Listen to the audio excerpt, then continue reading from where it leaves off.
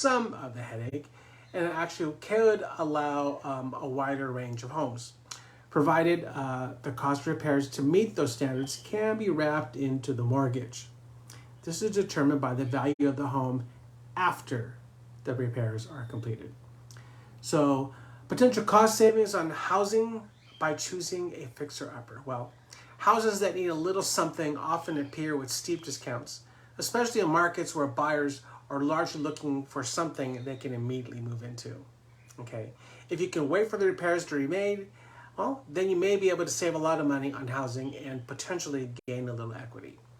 But it's not all roses. There are some tricky things about the 203K. Of course there are. So in most cases, repairs need to be hired in.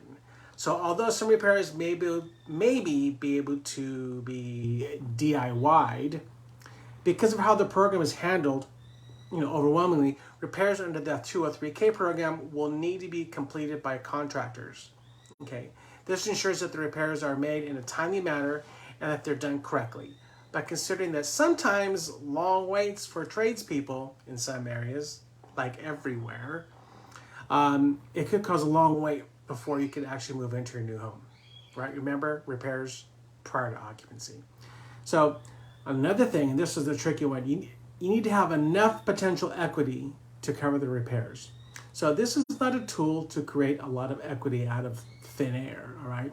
Most of the repairs done under the 203K will be things that either contribute to efficiency, like new windows, insulation, or safety, like maybe a new roof or deck repairs.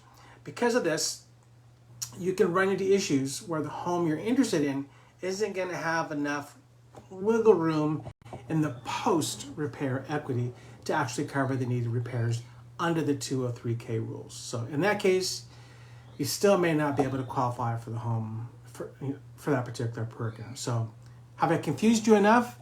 Yes. Give me a call and I will refer you to my guys. All right. Well, that's all I have today. I hope you found it useful and interesting. So come back next week.